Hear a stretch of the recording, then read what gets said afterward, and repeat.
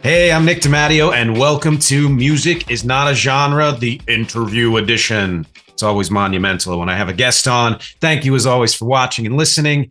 Please support this podcast at patreon.com/music is not a genre or at anchor.fm/music is not a genre. The public hub where you are probably watching this video is youtube.com/@music is not a genre. My website is nickdimatteo.com, where you get all things podcast, music, acting, voiceovers, writing, etc. And please listen to and support my band REC, REC, at recarea.bandcamp.com. With me today for the 30th edition of the interview series is Anthony Cirillo. Anthony is president of the Aging Experience, creator of the Caregiver Smile Summit, which is a virtual video-based on-demand program that features experts across the spectrum of caregiving. And he's also the creator of Sage Stream, a senior entertainment education network, which you can see at sagestream.live. All of these links will be below, by the way. I wanted to mention that one in particular, though, and we'll talk about why later. Anthony is also a musician and a Philly native, like me, who has entertained in casinos and resorts, won several Billboard Songwriting Awards, recorded in Nashville, and been featured in songwriter showcases. You can find out more about Anthony's music and where he's playing in the Charlotte, North Carolina area at tonyc.live. Again, all these links will be below. And fun fact, he started out in sports broadcasting. He was a producer for CBS TV in Philadelphia. He knows sportscaster Jim Nantz. Anthony, how are you today? I'm really well, Nick. The joke with me is that most people who know me call me, I like to be called Anthony, because when you're born and raised in South Philly, you're Tony, you're Anthony, you're little Ant. In my case, if you saw how tall I was. So the joke is that the Tony C thing came about. We were in Myrtle Beach one afternoon, and we went to a bar, and there was this duo singing old Sinatra stuff, and we were at the table next to them, and we all started singing. Well, I was the closest, so they put the microphone right to me, not realizing that maybe that I could actually sing. So next thing I knew, I was doing 20 minutes with them, and our whole table, of course, is just shouting out Tony C, which is annoying, but it's all fun. So when I went to get a website, when I started gigging again, it's a lot better than Anthony Cirillo, so it's tonyc.live, just for whatever that's all worth. I love that. It's got a great ring to it, and I completely understand about the whole South Philly thing. My middle name is Anthony. There are a lot of Anthonys in my family. I mean, there are a lot of Nicks in my family too. They weren't that creative with names, and there have been times in my life where I've been called Nicky D. So I totally get that. So why don't you tell us, how I like to start every interview, tell everyone, how do we know each other? Well, that's because during COVID, I created something called Sage Stream, sagestream.live, and it's a live senior, live in the moment, interactive, subscription-based entertainment network. Essentially, we're live streaming shows to socially isolated older adults in all kind of care settings. But we're doing it live, so it can be interactive. And I have 60 plus members on my roster from around the world. And early on, Nick and I'm not sure who introduced us, and maybe you have that backstory, can tell me. Somebody introduced me to Nick. And since then, we've done programs together, and he will probably surface as a host for some of our programs when we really get chugging along. And so that's and he was my guest on our we just soft launched Sage Stream last week. I did a Valentine's program, and then Nick did a wonderful set of old standards yesterday at 2 Eastern. And so we'll have programs for the next 14 weeks coming up. And so that's how I know you. Yeah, and we're going to be talking about Sage Stream more and more through this, among many other things. And just so the audience knows, we're recording this on February 22nd. My show was on February 21st. And like Anthony said, there are 14 more shows in just this bundle. And then who knows the future, I think that, and I think I've asked you this before, but were you or are you a part of something called the Solo Musicians Network? Oh, yes. And maybe that's where yes, the Yeah. Solo Musicians Network, yes, where they send out emails and instead of blind copying everybody, everybody's in the CC. So Exactly. Yeah. It's you a can fun easily reach organization. you can easily reach out to all of them, which I have on a couple times. I haven't done it lately, but that's how I got like the Phyllis Chappelle, amazing jazz singer. She's on that list, and another couple guys, and I guess that's where we are really met. So yeah, I haven't seen too much from them lately, but it's a great network of people. When I started doing the nursing homes, particularly at one time, who knew that that even existed? So, and then who knew that that many people did that kind of stuff? Yeah, it was so. The Solo Musicians Network was actually co-founded by my dad back in the '90s, and Wow. a guy named Hal Martin, who was Yes. yeah, big guy back in the Philly area. And I don't know how many members it has now. That people come and go, and all of that. Every now and then they'll post up a gig and say, "Hey, can you fill this in?" But they do a lot of nursing home work. That's one of their primary areas where people are performing. Yeah. So and I Yeah. know we'll be talking about that a lot more later too. That's interesting. I had no idea, and I obviously very familiar with the Hal Martin, with that name for sure. So Yeah, yeah. yeah, Yeah, anybody who's in the Philly area, by the way, if you are a solo music performer, check out Solo Musicians Network. If you don't know how to find it, because I'm not sure how savvy they are with all that stuff, you can just contact me, and I will send you an email. You can sign up. It's still a pretty healthy network for ways to find gigs. Every now and then somebody who's a regular somewhere decides to leave the area. They need somebody to fill in. It's just a good network to get involved in, especially since it put me in touch with you and got me involved with all the stuff with Sage Stream. Which again, this isn't when I do these interviews. It's never about what's your pitch. Let's just promote one thing. It's really about the person. But that said, we're going to be talking a lot about Sage Stream because I think it's an amazing thing, and I'm just excited that it's really getting off the ground. yeah. As I am. So whenever the conversation naturally fits, be glad to tell you more. Great. So the next question I ask, and a little insider information, just sort of the back end of things. I only really prepare two questions for all of my interviews because the guests are always so fascinating that questions just pop up in the course of conversation. The first question is always, how do we know each other? And then the second question here, which I always say, interpret how you will, and as long or short as you'd like, is tell everyone your story. Ah, sure. Well, it's an interesting story, and it really Sage Stream is a culmination of the stories. To give you the 50,000 foot and not get too loquacious here, but born and raised in Philly. Um, my dad passed when I was 11, and he was 49, and he wanted me to take guitar lessons, and I hated them, but I kept the guitar behind the door, and when he passed, about a year later, I picked it up, started teaching myself chords. The guy across the street uh, was a lead singer, and we put a band together, and we already had a lead guitarist, and all these guys are still friends of mine, which is the craziest thing.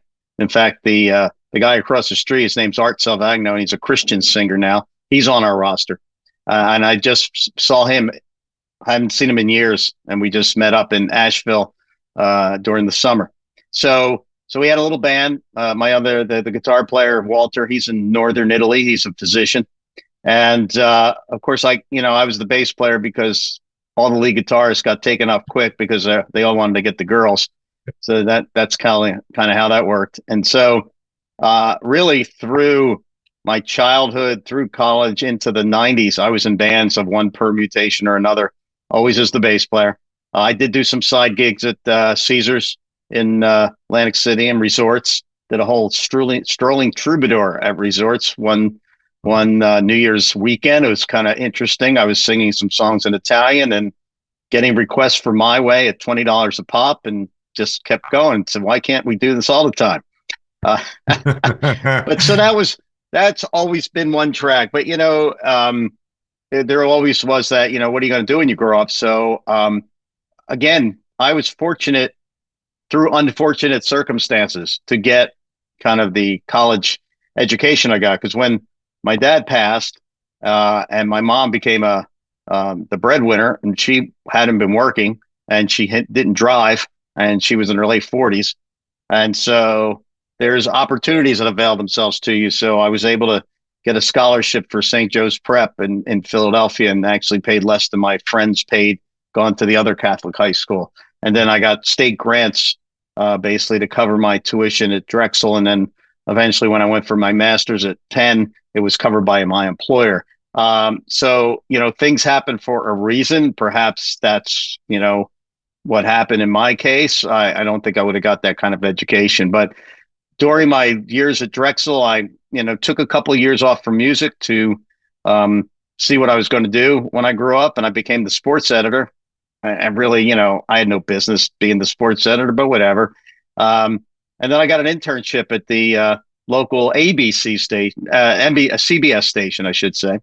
One of the local ABC sportscasters actually, though, did befriend me.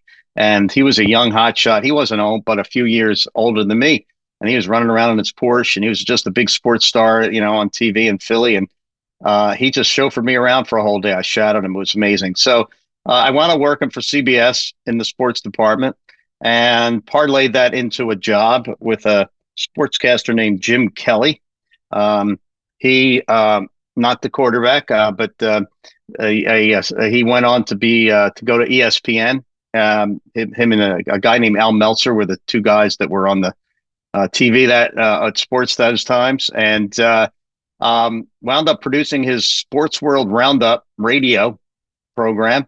And that's when you allude to Jim Nantz and others. Well, I had all kind of people. They were called stringers, and they were sending me tape from games. And literally back in those days, you had cassette players. You unscrewed the top of your telephone. I'm sure people would like, what are you talking about? You unscrewed the top of your telephone. You put clips from your cassette player onto the connectors on the telephone, and that's how the sound from the tape went to the reel-to-reel in the studio. And then you used razor blades to edit the interviews.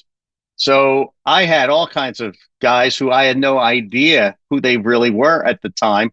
Like Win Elliott was a big sportscaster. I wound up producing a Philadelphia Phillies World Series with him, where we wound up in the Phillies locker room, after the Orioles locker room, I should say, after they won. Was on the Phillies victory parade when they won in '80 as a media person. Traveled for CBS to do programs in LA and Houston when baseball was on strike back in '80. That's when I met Ralph Kiner and Jerry Coleman and had no clue who they were, no clue at all. So Jim Nantz was one of my stringers, and I've since bumped into him over the years, and he will tell people right off the bat that I helped put him through school because of the stringing. But anyway, because I was kind of confined to the Philly area and didn't want to move out, I got a job in medical publishing and then hospital work. And the hospital work was in marketing and things like that, until a couple of debacles in the healthcare system in Pennsylvania that disillusioned me, and I kind of left. Bottom line is my wife wound up getting a job in Bergen County, New Jersey, and I wound up with a job at 14 Wall Street in New York, working for a healthcare company that serves seniors.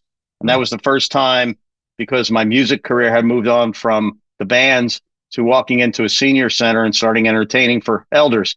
And so that's how that connection came. And my whole health career on the elderly and aging issues really started when I started singing in places. And that got me this job in New York, where we would go out and spend time with people in the boroughs of New York with a certain kind of model of healthcare. The Medicare Advantage programs they have today. We were a precursor to that, and we had a whole different model on how we approach things. So I was in New York actually for like crazy the strangest times. Obviously, I was there. I wasn't in town during 9/11, but if I was, I would have been walking through the Trade Center because we lived around the corner. Um, and But went back the next Monday, like everybody else, taking the ferry in, and I'm sure we could talk about that. And but the time we were contemplating coming down here, and we moved here 22 years ago this year. And a lot of what I do down here has been start out in consulting, but then I do a lot of writing and um, media work. Appear on a local TV show every month talking about aging issues. Have some products for caregivers, but it all culminated in December of 20 when I got a student from Northeastern University in Boston to kind of work on a project that you just didn't have time for. And my idea was a live stream senior entertainment network, and that kind of gets us to the point we are today. Wow. Heck, wow. I love the routes that you took to kind of bring together all of the experience you've had in the various fields to what's going on today. There are some, I've taken notes because, it's just stuff that's popped up that I find sort of a connection with. But the first question I have is, you mentioned early on that when you started in sports, there was a well-known local sportscaster that you worked with. Who Mm-hmm. was that? So there was they call him Jim Sports Kelly and Oh Al yeah. Meltzer. Oh, it was those guys. Okay, Yeah, yeah, I yeah. wasn't sure if it was Yeah, somebody else. it Yeah. was those guys, and Jim went on to be one of the first guys at ESPN, and then he was the voice of the senior PGA for years and the America's Cup. Oh, Um, geez. Wow. Yeah. yeah, I Yeah. have no idea what he's doing these days, and Al Meltzer since has passed. Okay. Yeah, I remember both names. I didn't know actually that Jim Kelly was a Philly local, but I remember Al Meltzer really well. Yeah. Oh yeah, Yeah. yeah. I remember Al hollering at me after one show because I was new to working with the editors, and so if somebody hits a baseball and it's going to be a triple or maybe it's a home run, you don't run the tape of the whole around the bases because it's like watching grass grow. You basically get the ball and then you cut to like around third to home. Well, what did I know? Oh man, Oh, did right. Al read me a new one. That's where the razors come in, right? For the editing. Exactly. Yeah. Yeah, but the first few recordings I did were, in studio with the reel to reel, and I always loved, being able to tell the engineer, okay, I want this cut or this repeat, just watching the razors, in action was always pretty awesome. Yeah. And you mentioned too that, the whole thing with the phone, and that's how you put the sound through, which was probably right around the time I got my very first really early computer, and, hook in order to hook the modem up to that, you had to actually put the phone in, like, Mm. yeah. So I think that's kind of a similar, I don't know, similar concept. But I think the thing that really caught my ear there was that you were in some way a part of the big World Series win in '80. Yeah. So obviously I was working, as a sports intern first, and then I was working with some of the guys from WCAU AM radio, Mm. uh, Ira Melman, Steve Fredericks, Don Hendricks. Um, I think I was his last name. Anyway, so I was the guy behind the board, first time, first time caller or long time listener, first time caller, that kind of thing. And Yeah. um, so I was producing this. I mean, I know I was still producing Jim's program as well, and evidently he had a ticket to give me for Game 7, which they never got to. Ironically, it turns out my wife was at Game 6, and when they did win, and then but when I was in the studio that night taking in, whatever all the interviews, Ira Melman, um, great guy, he said, "Be here at 9 o'clock." And so I said, "All right." So we hop in their car, and at that point, you drove down to South Philly, and you drove right into JFK. They just opened the gate, and you parked the car off to the side. You hopped on the Caravan, And so I was in the press caravan, and ahead of us was Tug McGraw and Mike Schmidt and Steve Carlton and Boone and all those guys. Yeah. So the Philadelphia Daily News at the time had a an iconic picture of Tugger holding up the Philadelphia Daily News, and I had until I I did my remember that. studio over into a streaming studio. I had that same exact picture, but it was from my camera, not Oh, from the Daily News. So wow. that's how close we were. Yeah. Yeah. And then in '83, I was producing with Win Elliott, and we were doing the post game interviews. And then, of course, after the Orioles won, we had to go down to the locker room. So Yeah. I don't think many people could say they've ever been in a World Series winning locker room with the champagne all over the place and crazy.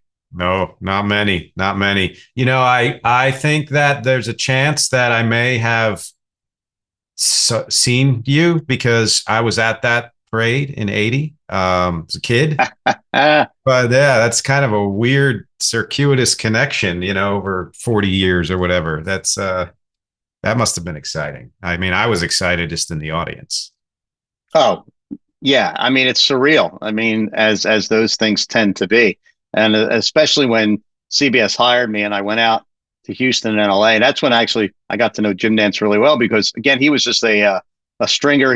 He's still in college. He was rooming with Freddie Couples and took me to his mother's house. I met his mother. She just passed this past year, and he took me out to dinner all 3 nights I was there, and I just got to know him a lot better and followed him since then. But he just had a little radio show in Houston, and I think he had some, access cable TV sports show, and the rest Hmm. is history. Wow. Wow. That's amazing. Now you said that you worked in New York for a while. Is that right? Yeah. How long were you here?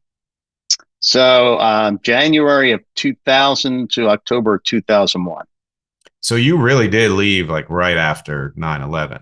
Yeah. literally. Yeah. And it wasn't because of it. It was Right. because of, certain work and circumstances and, my wife working and coming down here every 2 weeks and, got my curiosity up and we finally came down and golfed our way around and, uh, here we are. We still get up to, we have, 3 kids, 6 grandkids. Oh, Two of the kids are in Philly suburbs and one is out in San Diego. So, we were just in Philly for a birthday in February. And so we get up there quite often. oh, wow. Oh, that's that. I You haven't been have to to New let me York in a know. while. I still, I miss my favorite restaurants. So Oh, yeah. Well, next time you're in the area, you have to let me know. We should get together for sure. yeah. Yeah, yeah. I have 3 kids too. One's in DC, one's in Cleveland, and one is young, still here in the city, in high school. But yeah, what we moved here the year before. Actually, we moved here the same year that you moved here, 2000. Wow. A And, lot of and my similarities. and we basically, I think you and my wife switched places because she moved here the same time that you moved out, and she's been here ever since. So Okay. So you yeah. met her there. Man, we met doing a play in 2017. So, it's been a kind of a whirlwind world and we got married 2 years ago, now almost 2 years ago. So, Oh, wow. I didn't know yeah. that. I didn't know you were Yeah. newlyweds. Oh, yeah. Yeah, still have the Very glow. nice. And where do you live in New York? In Astoria. Okay. Lived in Manhattan for geez, maybe 15 years or something like that. And then I prior to that actually did live in Queens, and then we moved back out to Queens in 2019. You know, Okay. yeah, Cool. yeah, Yeah. it's good. I spent many a day in diners in Queens and Staten Ah, Island and the yeah, Bronx and Brooklyn. That's where we uh, did a lot of the, meeting with the seniors. yeah. You hit all the boroughs. Then it's funny because we know a lot of people who have either moved to North Carolina or talked about moving to North Carolina. It seems like a popular destination for people in this area when they want to get away from city life and all that. Many of those subsequently either moved back or moved somewhere else. But it seems like you've been there 22 years. It's really stuck. Yeah, it has.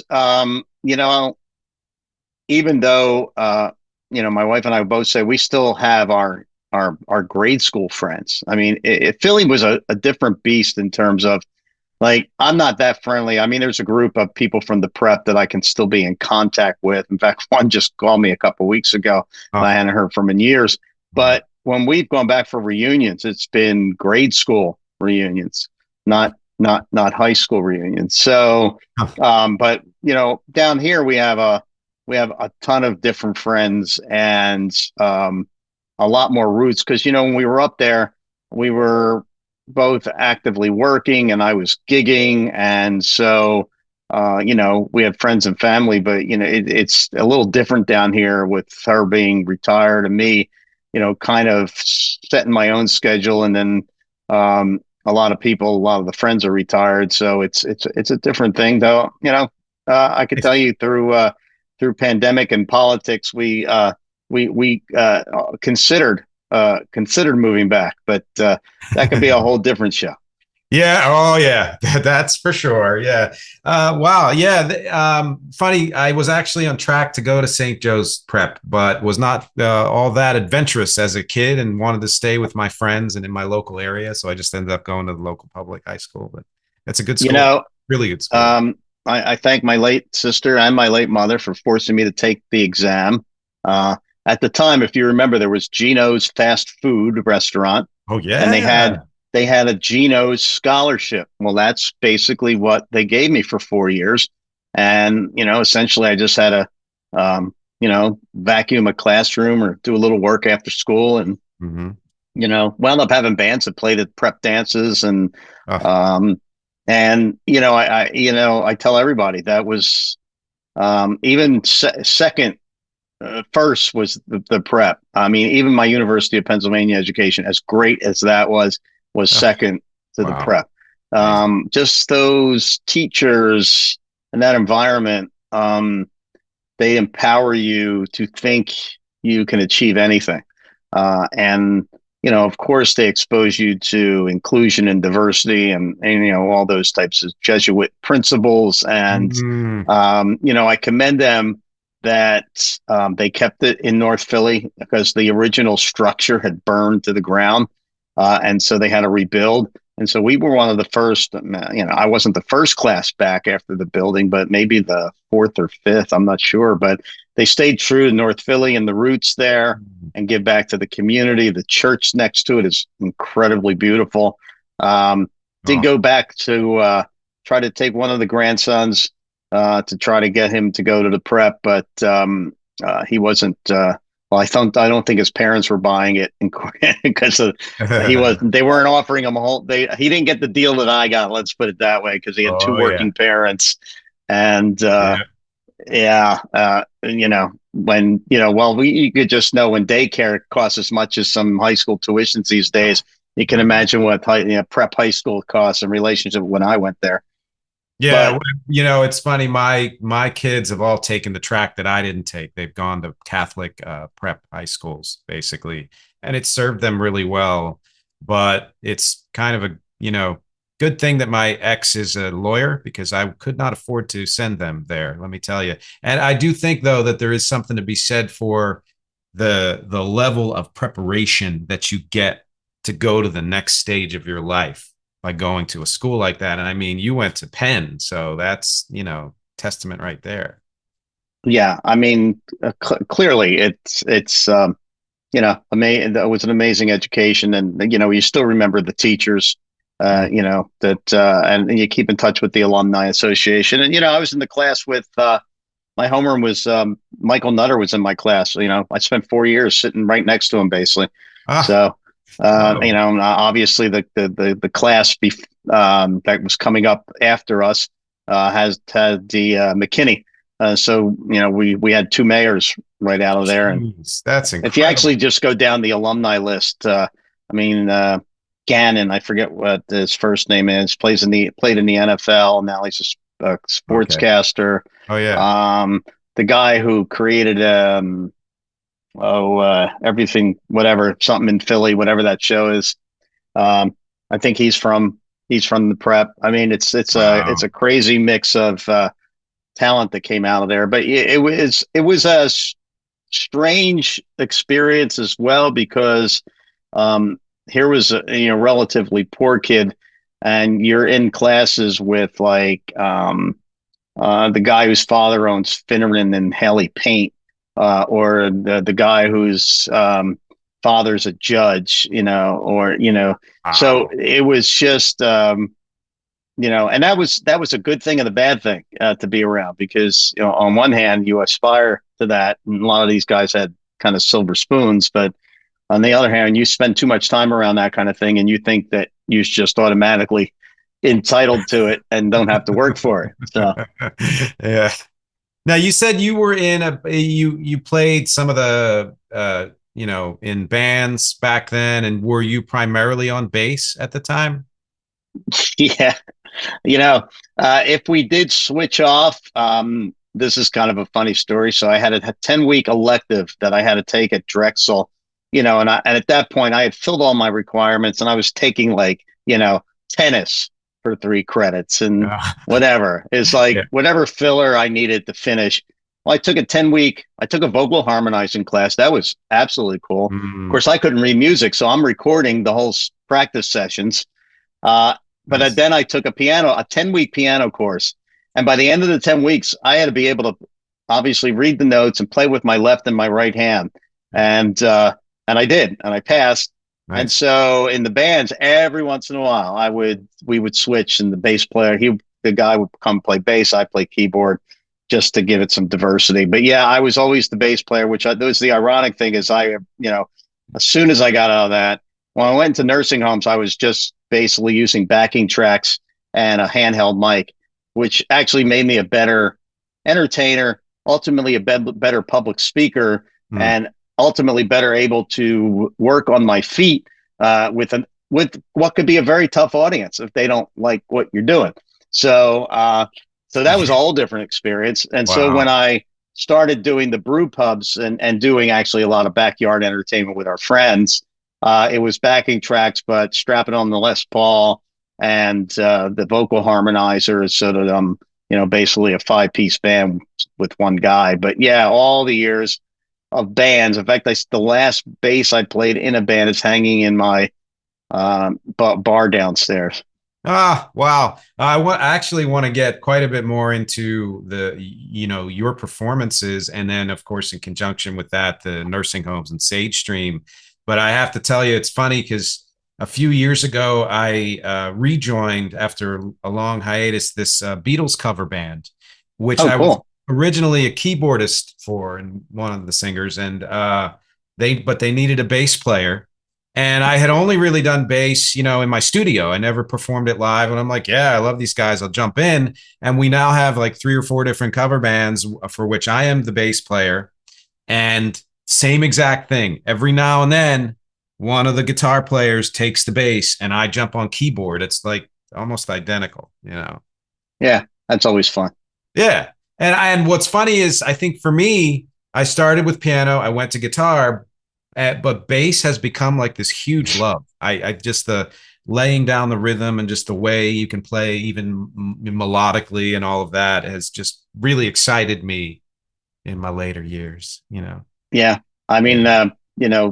learning. I was the guy who always brought the songs to the band, all the cover songs, Ooh. and I was literally laying on the floor, sitting on the floor next to the stereo with a turntable, putting the needle down and listening for the bass roots.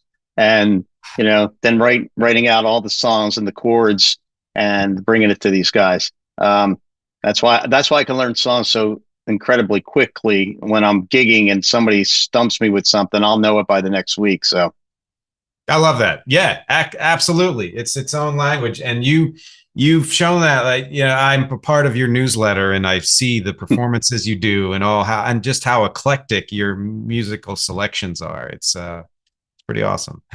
yeah, it's crazy. It's crazy. Is that stuff that you do live as well, and that's why you record it, or? Yeah. I mean, so the adult day center that I was on a few weeks ago, and they're putting requests. They wanted Smokey Robinson. Well, I learned "Ooh Baby Baby." I didn't have a whole lot of smoke. When people pick out specific artists, I'm always asking him, name me a song because I don't always go to the song. I mean, the artist, I go to the song. And if Yeah. they say the song, then I'll say, oh yeah, I have that. And I had maybe one other one, but I learned that and then boom, I was playing it. I was on Nice. vacation with our friend of ours. They watched the Peaky Blinders show Oh and yeah. he was saying, you gotta learn that Peaky Blinders song, Red Right Hand. I said, all What? right. So, so yeah, I had two gigs last weekend, and I played Red Right Hands for them. So, but Oh. I could do, I could easily switch to Cream and Three Dog Night or Mhm. Beatles or Bachman Turner Overdrive or the Lumineers or Wow. whatever, Brian Adams, Tom Petty. I mean, really, it's crazy. It's I'll do like I have six ABBA songs I do. I just lower the Ah, keys that's because awesome. everybody loves Monkeys. Did Monkeys the Oh other yeah, night the because you got to monkeys. do the It's great. Monkeys. Absolutely, absolutely. Got it. Yeah. I do mostly original material, but as we know, in many cases, the covers pay better. And just the challenge of learning things that weren't maybe an interest of mine or weren't in my wheelhouse. Came from doing with the band, the pandemic shows, and then working with my wife. It really does force you to kind of get to know a whole lot of music that you then end up really appreciating and enjoying. Yeah. Yeah. Well, I so appreciated your performance yesterday on Sage Stream. Just it Oh, was a different side that I hadn't heard of you, and you really finessed that stuff, and it was nice to hear. So yeah, thanks. thank you. And for anybody who wants to know, maybe I will post that, or if not, we'll find a way that you can see it. It's all jazz stuff, which is stuff that I do every now and then. And I appreciate your opinion on that. Yeah, and I'm glad you mentioned the show yesterday because I really want to get into this now. This is something that I've been, I guess, peripherally involved with for the last couple of years as you've been launching it, and that, of course, is Sage Stream. Can you tell everybody in more detail what Sage Stream is, how it came about, and all of that? Sure. So back in 2020, the end of 2020, I got a student from Northeastern University in Boston. It was their experiential learning program. And it was like, give them something that you don't necessarily have time to work on right now. And at that time, I had fiber optics in the house for maybe 3 or 4 years. And I really thought it would be a no brainer to just start broadcasting to senior living live streaming. Well, I came to find out that, well, what I didn't really know at the time is I really didn't have the right equipment to be doing it.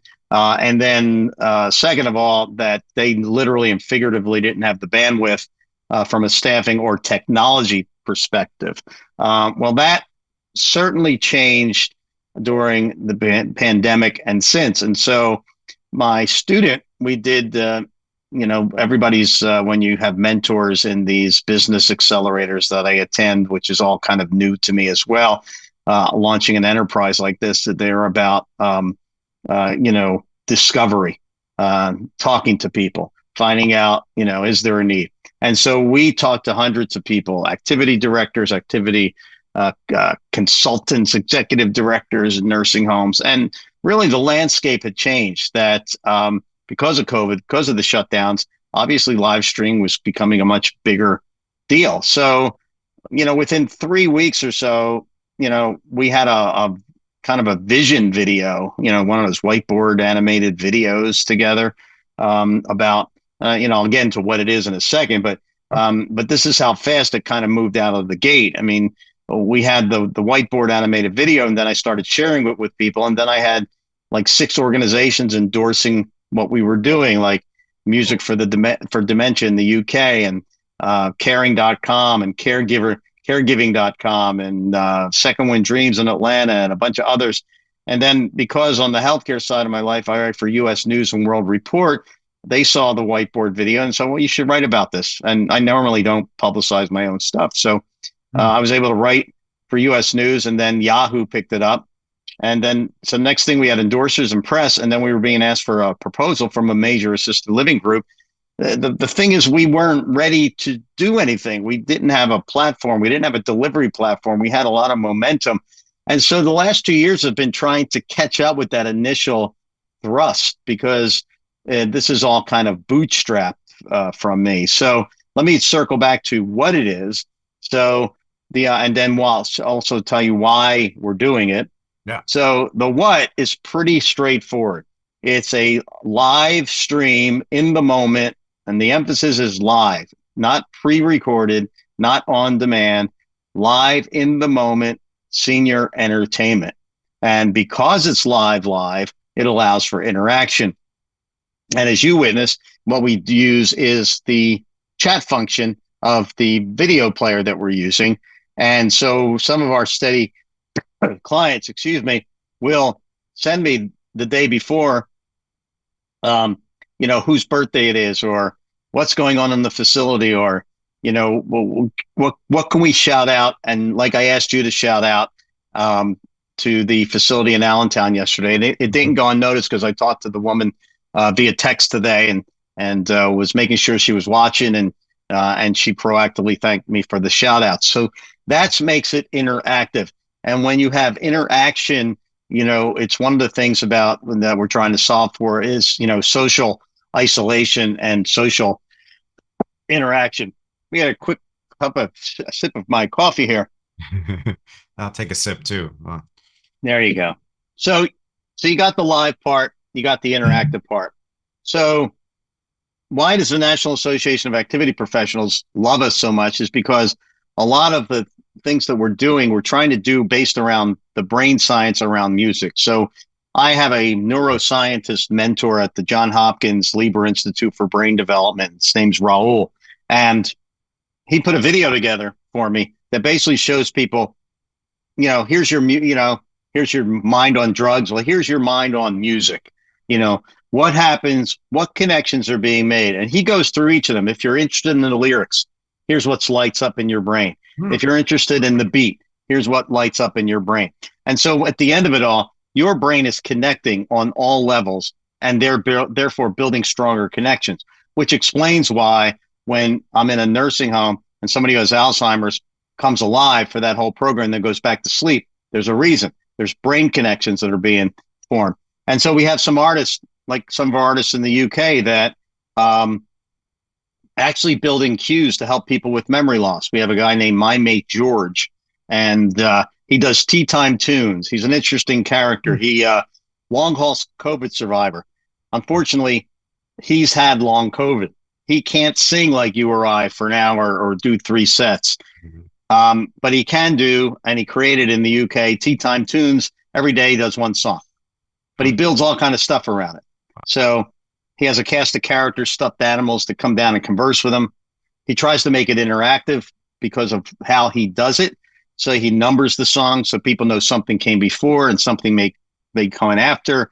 He wears the same shirt every day with the same logo, but the shirt changes color every day.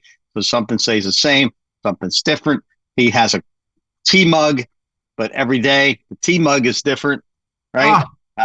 He says the song he did yesterday for reference in time, says what he's going to do tomorrow. And then the most ingenious thing is he gets a snack. He always has a snack because it's very hard to get people to nourish themselves either as a caregiver or as an older person alone in your house, to take the time to get a drink of water, to nourish, those kinds of things. So we have this kind of science base around it. And then, of course, we have the intergenerational component that we're going to introduce. And we have another group of Northeastern students working with that to actually help us put a blueprint together for that. And what that's going to be essentially is that wherever we have clients, people who are listening in, we want to be able to send youth in and do intergenerational work with them. What that's going to look like, don't exactly know yet. Obviously, there's also liability issues and things that go with that as well. So we're working through all that. Working with a gentleman actually in New York City, Dr. Gary Altheim. He has a group called Youth Engaging Seniors. He works with disadvantaged youth, and he sends them out and does music programs in some care homes that he works with. And we also had a very preliminary conversation with Generations Over Dinner, which also runs Generations Over Lunch. And some people may know who Chip Conley is. He was a sort of boutique hotel owner and then went on to be one of the principals advising Airbnb, and he sort of is kind of a statesman for growing older and having a second half of life. So Mm. so the things we're solving for are social isolation among older adults. There are 36% of those 55 and over live alone. There's probably 8 million what they call elder orphans, people who live alone. Mm. The New York Times had a great article a couple of weeks ago where they were saying the pandemic is not over for older people. And the thing is, society's moved on in terms of masking and all that kind of stuff. But people who are susceptible, and in this case, they featured one particular couple. She had diabetes. I don't know what his condition was, but normally they don't have any long haul COVID impacts, but normally they're very social people, get involved in mental and physical activities, but they've basically retreated into their homes because they don't feel safe. And so it's those types of people that we're looking at to bring something that you normally would not be exposed to. I didn't mention our roster. I mean, we have 60 plus artists from around the world. I think I may have already said this, but jazz singer tour with Al Jarreau, and someone with the London Philharmonic. And so there's, you got artists that are previously unavailable, mostly unaffordable to most people. And so caregivers obviously have a vested interest for, caregiver respite and having one more thing to do to help mom or dad. And of course, senior living, whether it's adult day or assisted living, obviously we could have a better experience for many of their residents who are, reporting being lonely, who are suffering mental health issues. If we could brighten their day and give them something that's a little bit different, it's obviously going to be a lot more satisfying for them, for the families, therefore for the facility, because the word of mouth is going to spread. But likewise, we can also help them save time and money because we're an affordable, turnkey type of thing to implement. I mean, basically, if you have a subscription and you put a URL and the password, you're good to go. So the journey we're on right now is that we did what I call a soft launch. That was thanks to Rotary. So my district Rotary gave me a small amount of money to be able to pay my artists and also to do 16 weeks of programming. And so the Rotary connection is because, well, on every Rotary in the world, you'll see these little blue buckets. They're called CART, Coins for Alzheimer's Research Trust. Mm. And so there's a vested interest in Alzheimer's research with Rotary. Their cover magazine about a year or so ago did a whole cover story on music and memory. And so we know there's an interest. So I've been touring the Rotary clubs, trying to get them interested in supporting it. And the groups we will use, at least my vision, is to use the Rotary youth for the intergenerational things that we're doing. Because, there's 60 clubs just in my district, and my district is basically Charlotte. So there's 43 other districts that have this CART program going on. So I don't know how many millions of members and clubs there are in Rotary, but you probably can't visit a country without running into one. So after the 16 weeks, fortunately, I finally have been able to build my platform. It hasn't launched yet, but that sagestream.live URL will redirect to it soon, maybe within the month. And that'll give us a more permanent home, and we'll be able to take individual subscriptions, and we'll see how we can build it up from there. Well, I have a million questions and comments, but just the last thing, you mentioned subscriptions. Anybody can subscribe too, right? Yeah. So obviously, because I'm bootstrapping this, and you need a certain amount of money to break even, and I'm not particularly interested in investors or angels or taking loans or tapping 401ks. Mm-hmm. I really need to get some organizational clients to buy it, so that I can get up to a certain number, which I have in my mind. And then I will open it up to individual subscribers. Now, that said, that story changes in my mind every day too, because the last thing I told my webmaster was that when we launch, why don't we just have a And I think I priced it at $149 annual subscription, which is about what the market is on other services that are like this, though nothing is exactly like what we're doing. But anybody else who's live streaming out there who has something to offer seniors, that's sort of the sweet spot. And then I basically said, once we get subscribers, I will be the entertainment until I can build a big enough pool to be able to, again, bring more artists in and pay the artists. So yeah, it'll be for anybody. But first trying to reach organizations, and also, this is I don't think we've talked about the concept of social prescribing yet, but in the healthcare system in the U.S., they talk about social determinants of health, all the other things that impact your health when you're not in a doctor's office or in a hospital. So it could be transportation. If you don't have it, you can't get to the doctor. It's going to impact your health. If you don't have adequate housing, or if you're not eating correctly, there's food deserts out there. People don't have access to healthy food. So all of those impact your health. In the UK, they have embraced, and the concept's coming over here a little bit, social prescribing, different concept. But the idea is you go in a doctor's office in the US and say, I'm suffering from anxiety. Give me something. Well, yeah, we'll give you something. We'll give you an anxiety pill. Over in the UK, they will prescribe an arts program. It could be go take a gardening class, go get your hands dirty, go for a walk in nature, take this music program.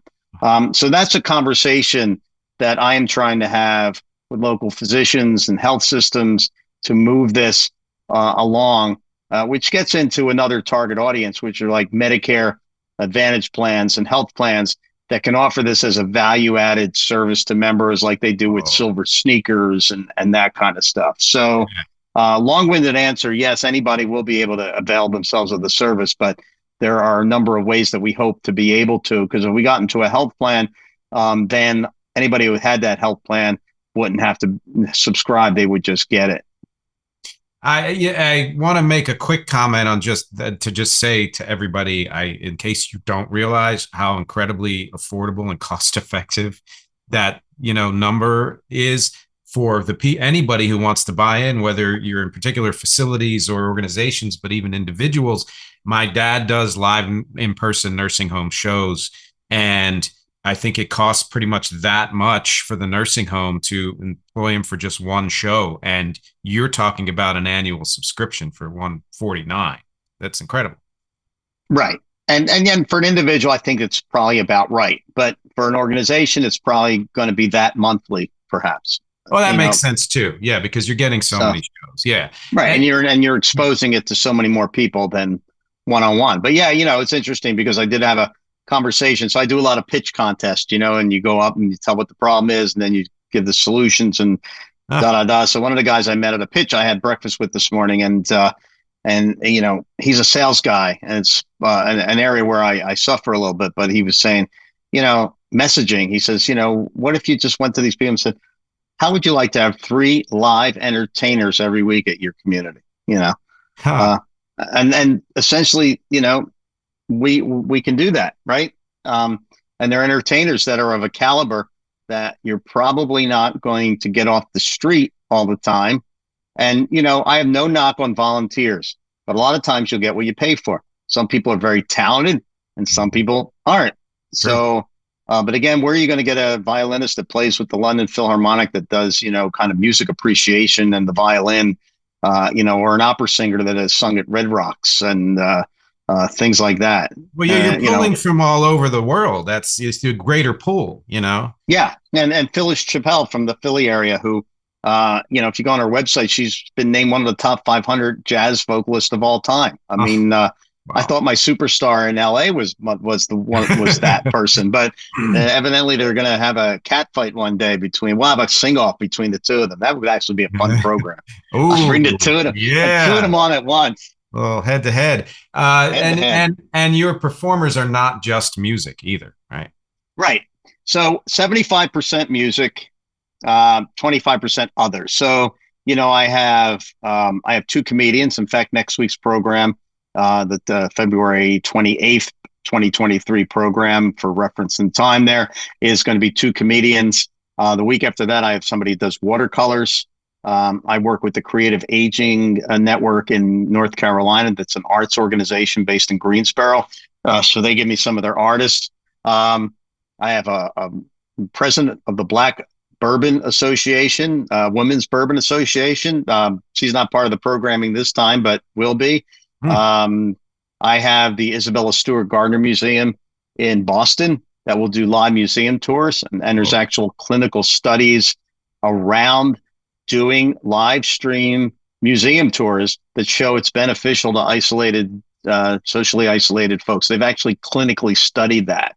When you could prove that live streaming works, you got a good sell. But yeah, and the non-musical programs we're going to archive so you could go back to them. The musical ones were not. It's a very simple reason. Licensing. We're going to have the proper licensing for streaming in the moment. So a performance license, but once it's done, it's gone, which also makes it a little more valuable in my opinion, because if you really want to catch somebody, it's like appointment TV, Yeah. It's like the olden days, All right, it's 10 o'clock on Monday morning. Anthony's got Sage Stream on. Who's he got this week? Let's be surprised. And one of my executive directors, I'm part of the Institute. I'm on the board of the Institute for Music and Neurologic Function. And they're up in upstate New York. And the gentleman who's the chair runs several different assisted living and nursing homes there. And he was saying, not only is this, he knows that people live stream, but as far as live streaming for seniors, he really hasn't seen a whole lot. And the interaction part just makes it even more valuable. And he made the reference of it being like calling into your local radio station back in the day for requests, something that you probably can't even do today.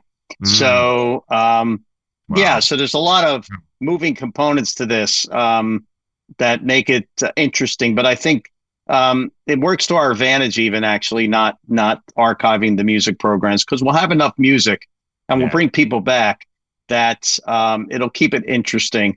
And then we'll have the other stuff that people want to dig into and grab and watch. They can. And, I'm always looking, and this is for anybody watching or listening, always looking for more talent. To me, I can never have enough because frankly, I do worry about the time when they're going to say, yeah, we're ready for 5 days a week. Yeah. And even with I've got 60 roster members now. So even 5 days a week, I can go probably 3 months if everybody's schedule allowed it before I'd have to go back to anybody. And that's a nice luxury to have, but I would like to have 160, So, as no artist is going to make a lot of money on this program. It's mission, it's exposure for you. And honestly, ask your dad probably when he goes to a nursing home, how long does it take them to get paid versus, your show is over. And I don't think your show is over for 30 seconds. And I already sent you a payment. So there are some incentives for artists to not have to get it in the car and go somewhere if they can do something, that's impactful. And again, the impact comes through the interaction. And really, a lot of that responsibility is on the other side. It's the activity director, the caregiver, the home health aide. It's all really about, hey, I'm sitting here with, Paula, and she just loves Cole Porter. And she loves that you just did that song. And, she would like you to do this or whatever, and then we could say in real time, yeah, how you doing? And so, you don't get that you don't even get that on live TV if something's live.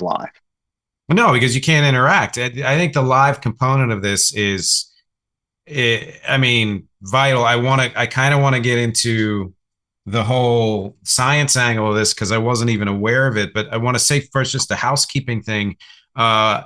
Anyone who is on Music Is Not a Genre on Patreon, you'll be getting this interview early enough to tune in Tuesday the 28th to see the comics.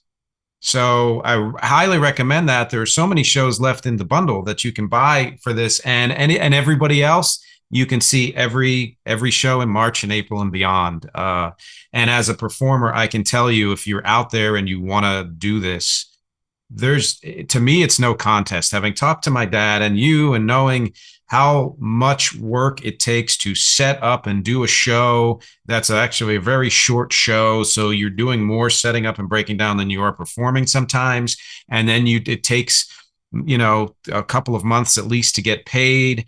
And it's not like I have to say, from the standpoint of having done the show now, that it is incredibly worth it to do it. So if you're out there, please think of joining Anthony on this, as a, whatever performing you're doing. It's really worth it. Absolutely. So Nick, so I want to hold you to that one. I would love for you, after this show is over, okay, for you to just say what you just said, as if you're talking to me recruiting a new artist. Here's a perspective of one of our artists that come on board. Why do you do it? That would be incredibly helpful for me. Absolutely. You sort of just did it, but I would like it in its own little packet.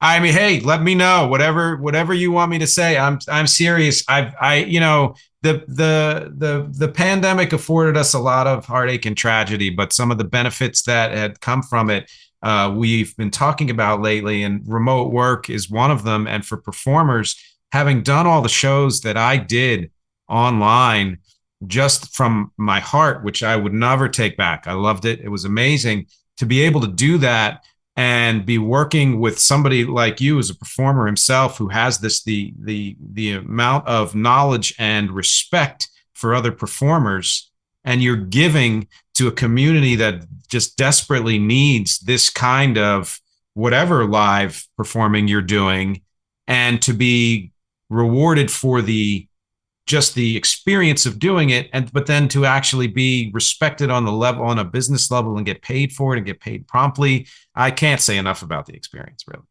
Yeah. Thank you. Yes. Yeah. Yes. And just now keep that all in your head. Okay. All right. Yeah. We'll do it again. Okay, good. I want to get into this though, because it's just a weird coincidence. I had somebody kind of cold email me from my website a few weeks ago, who wanted to write an article for me. And her perspective is from the standpoint of being a young mother. She has an organization for young mothers and the support system there and all of that. And I said, well, if you can give it an artistic angle, because that's what my whole, blog and my website is about. And she wrote an article that I'll be posting next week, or I guess it'll be this week when this comes out, about the value of arts for children, and went into the science of that. And now here you are talking about how science-based everything you're doing is. And it reminds me of, like, reading books by Oliver Sacks, and how there's a special relationship between the brain and music, and how that can awaken certain parts of the brain that just mere, dialogue and other types of interaction don't quite get there. And the idea of live. And then you talked about the guy with Tea Time, and how there's certain aspects he puts into his shows that are directly related to the science of, and the experience of what is needed for people, and for elder people and lonely people and people who have certain conditions and everything. I want to hear more about that. Yeah. And it's interesting. So I'm doing a program at the Argenum, which is an Assisted Living Association Senior Living Executive Conference in May. And I like to come up with catchy titles, and then I have to backfill, like, okay, now what am I really going to say? But it's called Your Brain on Music. And I'm going to delve into some of those issues. And so I've been pulling videos up a lot of different things. And there's an amazing one from the UK about a Parkinson's patient, and how they were trying to help him in a physical therapy session, and how awkward it was, his movements and everything. And then they put a certain song on, and then, his whole rhythm changed, and he was able to walk better. And so there's videos out there that show this probably better than showing a video of what transpires in the brain. But I'm not the scientist, but that's why I asked to join, the Institute for Music and Neurologic Function. Actually, they asked me. I didn't. I reached out to them because they were actually featured in that Rotary article that I was talking to you about, and I never miss an opportunity to kind of comb things and see who I should connect with. And it was actually founded with Oliver Sacks and Conchetta Tamiano. Huh. So there's a whole connection there. And in fact, I've been trying to get Conchetta to share some of her secret slides with me that I can use for the Argentum conference because, there's certain things I do know and certain things I don't. But I just know from being boots on the ground and having done probably several thousand shows, because I've been in enough rooms where people are totally out of it when you get there, wake up, sing the whole program, and then go back to sleep. And there's a lot to be said with custom playlists. That was a big thing with Alive Inside. People could look that video up where this African American gentleman, they put some headphones on with all of his favorite songs, and he literally comes alive. You couldn't title the video any better, Alive Inside, and you could just see what happens. There's another a new entrant on the market, and is it Vera Song? I'm not exactly sure. They have an app, and instead of putting a custom playlist together, it basically analyzes kind of, I guess, the basic information you put in about your loved one and also their mood at any given time. And it will the algorithms will sort of punch out a playlist that is appropriate for them. So I'm going to do a little more research on them because I am going to show some of the solutions that are out there that can help. But music and therapy is huge. There's another group out there called Point Motion. They just went through a business accelerator that I went through, and they use sort of this whole idea of movement, exercise, and music all together. So it's coordination, it's balance, it's physical activity. And when you're doing, whether it's chair boxing, when you're hitting the targets, a note sounds. And if you hit them quick enough, you'll hear that the notes are forming a song that you probably know, that kind of thing. So again, it's making that connection. And so we're talking with them actually too, to say, people go through the rehab programs there. Is there a reward at the end of maybe Sage Stream, that kind of thing? So yeah, there's a lot of growing science. And, if people would look at that and realize the health benefits, that come with that, they would then get to, what all health systems are hung up on, which is the bottom line, that there's going to be bottom line implications when you keep your population healthier and satisfied than there are if you keep them isolated and without the experiences that we can offer. There's a guy who is a fill-in drummer for the bands that I'm in, and his main gig is in Brooklyn. He works for the hospital system there as a music therapist, and does it primarily for people with chronic conditions who are going through treatment and at all ages. And he's just sort of stumbled into it because he was in the hospital at some point with somebody he knew who was sick, and said to the nurse, "Would you mind if I just play my guitar here and kind of soothe her while she's recovering?" And that just eventually turned into a job. And he teaches classes and goes, that kind of like interactive involvement, whether it's in person or like through Sage Stream, either way is live, and it's a back and forth. I have an aunt who's 96 years old. She lives in South Philly. She goes to the senior center every day and does yoga, and that's to me is one of the main things that's keeping her just alive and healthy, I bet I know what senior center she goes to too. So that's interesting. Oh, wow. Really? Yeah. Yeah. Where in South Philly does she live? She lives on 12th and Wharton Street. Oh yeah. Yeah. I know. I could. Yeah. The Acme. Acme, exactly. It's That's the right. Acme. Oh my gosh. Yeah. Well, my mother was at 10th and Mifflin and toward the end there before she moved to Florida. So yeah, she was right there. Yeah. That's amazing. So she would love Sage Stream's 16 weeks of programming. Yes, she would. Yes.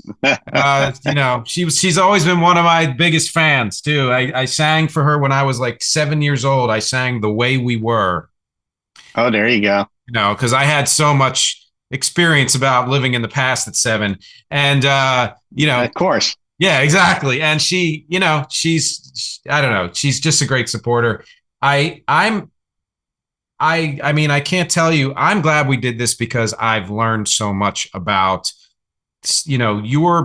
your approach to Sage Stream, why you're doing it and how you're doing it and how you're connecting it. I love that you're kind of, to me, you had your experience in marketing and broadcasting, and then when you were in the band, like you said, you were kind of the leader. You would bring the songs there, so you have this kind of initiative that a lot of us artists don't necessarily have. We like to do what we do, but you found a way to put it all together and create this thing through all the various experiences you've had.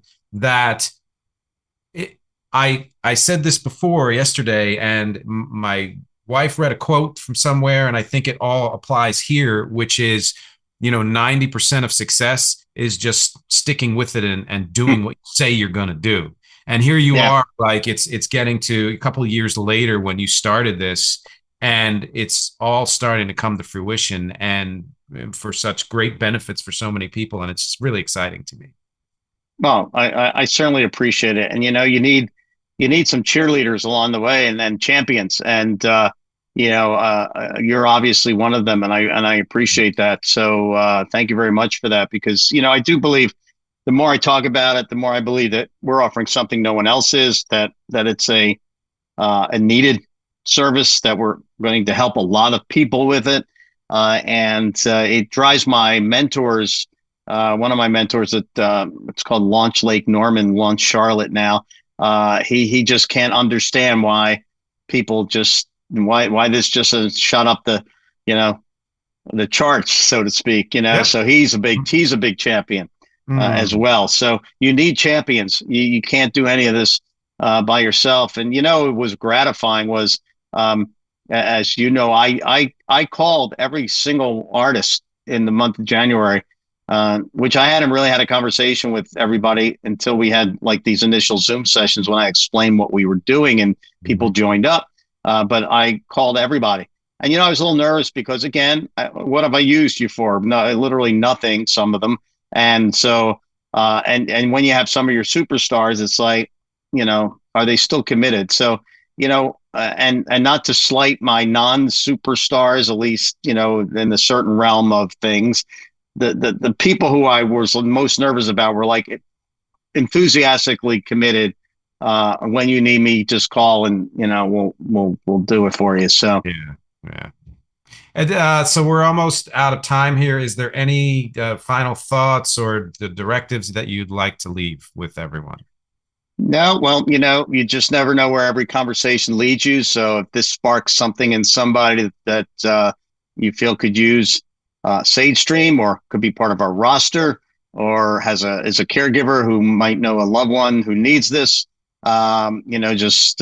just let us know. If you go to the website, you could see some videos of how this works, and a testimonial from one of our adult day centers about how the interaction is almost like being there live, and also my recent TV appearance on the Charlotte Today program, kind of the local version of the national show. So all that stuff is there, and I think everybody kind of will get it once you watch that and understand what we're trying to offer.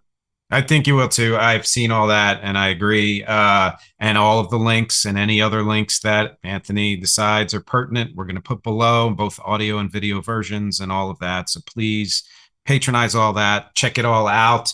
Thank you, Anthony, for being a guest. It was a real pleasure. My pleasure. Thank you for having me, Nick. Absolutely. And thank you to everyone for watching and listening. As always, my objectives here are music, conversation, and connection. And I will see you next week.